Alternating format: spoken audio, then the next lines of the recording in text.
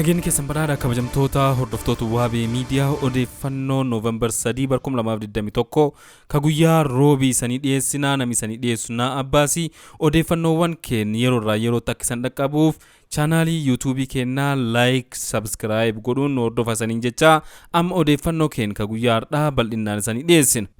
Ameerikaan carraa daldala qaraxa bilisaa agawaa keessaa Ethiopiyaa haquuf guyyaa murteessiti. Pirezidaantiin Ameerikaa Joe Biden carraa daldala qaraxa bilisaa African Growth and Opportunity Act yookaan agawaa jedhamuun beekamu biyyi isaanii biyyoota Sahaaraa gadiif uumte Ethiopian irraa fayyadamaa turte addaan kutuuf murteessan. Pirezidaantiin Ameerikaa Joe Biden xalayaa Kongireesii Ameerikaaf barreessaniin biyyi isaanii daldala qaraxa bilisaa Ethiopiyaa Maalii fi Giinii waliin gootu addaan kutuuf akka jiran himan.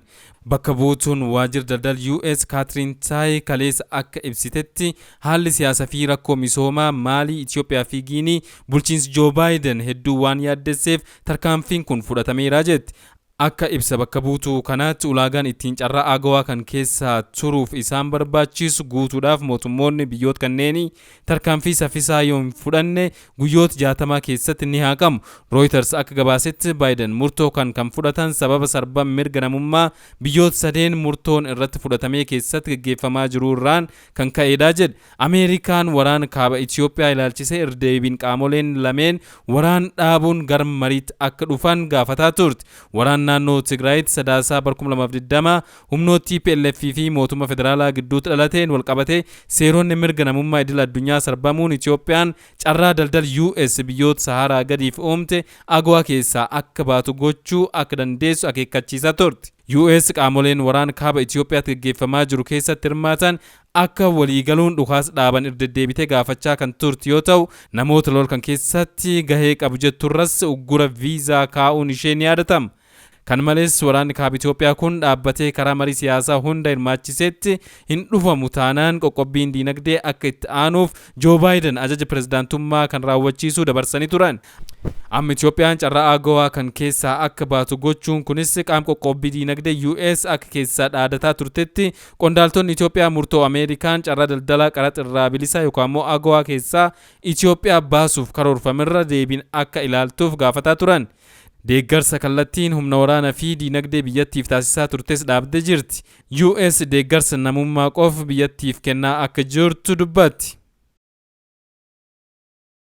Yakki waraanaa Itoophiyaa keessatti raawwatamuu akka hin oolle United Nations ibse. Qooda fudhattoonni waraana Tigray martuu sarbama mirgoota namummaa idil addunyaa kan yakka waraanaa fi yakka namummaa irratti raawwatamu ta'uu danda'an raawwataniiru jedhe gabaasni haaraan roobii har'aa bahe. Ajjechaan seeraan alaa, reebichi, dararuun, dirqiin gudeeduu fi haleellaan baqattootaa fi kanneen qe'ee irraa buqqa'an irratti raawwatamee jiraachuu gabaasni kun mul'iseera. Gabaasni Komishinii Mirgoota Namummaa Itoophiyaa fi Waajjirri Mirgoota Namummaa United Nations waliin ta'uun qorannoo taasisaniin booda bahe kun yakki waraanaa raawwatamus ragaa argateera. Gabaasni fuulawwan 156 qabuu fi roobii ifoom lola kaaba Itoophiyaan walqabatee sarba mirgoota namummaa sadaasa 3 2021 hanga waxabajjii 28 2021 raawwatame jedhe of keessaa qaba. Mootummaan Itoophiyaa gabaasicha hanqina qaba jedhee waliin yoo simatu TPLF gabaasichi walabaa miti jechuun kufa godheera. Sadaasa 4 2021 humnoonni TPLF haleellaa raayyaa ittisa Itoophiyaa ajaja kaabaa Tigray keessa buufatan irratti raawwate jechuun muummichi ministeeraa waraanni Itoophiyaa tarkaanfii akka fudhatu ajaji. Jalqabarra humnoonni mootummaa olaantummaa fudhachuun magaalaa Maqalee to'atanii kan turan ta'us baatilee 8 booda waxabajjii darbe humnoonni Tigray Maqalee deebisanii to'atan. Baatilee afraan darban waraanichi naannolee ollaa Amaaraa fi Affaaritti babal'ate torbaan dabre magaalonni akka Dasee fi Kombolchaa finciltootaan to'ataman. Qondaaltonni finciltoota Tigray hidhattoota waraana bilisummaa Oromoo waliin qaamaan wal qunnamuu fi waliin ta'uun gar Finfinnee akka duulan ibsaniiru. Kana hordofee mootummaan labsii yeroo muddamaa labseera. Jiraattonni magaalaa Finfinnee meeshaa waraanaa qaban akka galmeessanii fi gurmaa'uun naannoo isaanii akka tiksan waamichas dhiyeesseera. Odeeffannoo wal fakkaatuun United Nations ammaacha deemuu waraana Itoophiyaa fi labsii yeroo muddamaan akka yaadda'u hime.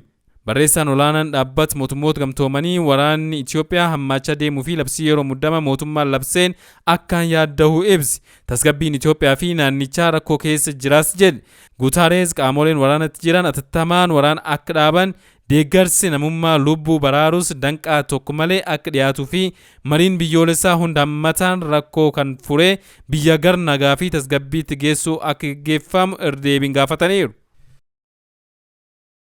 Ameerikaa fi Raashiyaan lammiileen isaanii gara Itoophiyaa akka hin imalle akeekkachiisan.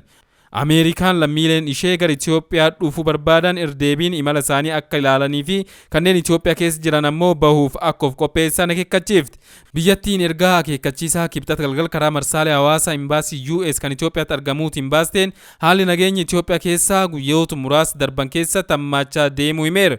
Keessattuu waraan naannoo Amaaraa, Affaarii fi Tigraay keessatti gaggeeffamuu walitti bu'iinsaa fi tasgabbii dhabuu siviilii cimsuu kaaseera. Haaluma wal fakkaatuun haalli nageenya hammaachaa jiru kan jedhe imbaasiin Raashiyaa Finfinnee jiru dhimma ariifachiisaaf yoo ta'e malee lammiileen Raashiyaa gara Itoophiyaa akka hin imalle hubachiisee jira. Ibsi imbaasiin Ameerikaa baase akka jedhutti irra jireessii daandii guddaa eetuu Finfinnee fi magaalota kaaba biyyattii wal qunnamsiisu aangawoota federaalaatiin ugguramuun imalli akka adda citu imaltoonni akka danqamanii fi walumaa galatti haalli imalaa kan mijaatu akka hin taane taasiseera. Kanaan wal qabatee hojjettoonni imbaasii US Finfinneedhaan ala akka hin imalleef dhorkamuus himeera. Itti dabaluunis namni lammii US ta'e yookaan ammoo yoo miseensa maatii lammummaa US qabu Itoophiyaa keessaa qabaatan hatattamaan akka galmaa'aniif gaafateera. Haal nageenyaa biyyattii keessa jiru ilaalchisee manmarii ministeerota Itoophiyaa labsii yeroo muddamaa biyyattii guutuutti labsuun isaa ni yaadatama. Labsiin yeroo muddamaa manmarichaatti darbe kunis sa'aatii 48 keessatti manmaree bakka bu'oota uummataatti dhiyaatee raggaasifamuu kan qabu ta'us garuu guyyaa kibxataa duwwaa 2021 irraa eegaluun hojii irra kan oolu ta'us ibsameera. Manni marichaa haal wayitaawaa biyya keessa jiru madaaluun labsichi akka hojii irra oolu murteessuu miidiyaan biyya keessaa gabaasaniiru. Hordoftoota keenya odeeffannoon har'aaf qabnu haa ganumaa haa odeeffannoo keenya biraatiin walitti deebinuutti nagaa keessa turaasan hin jennu.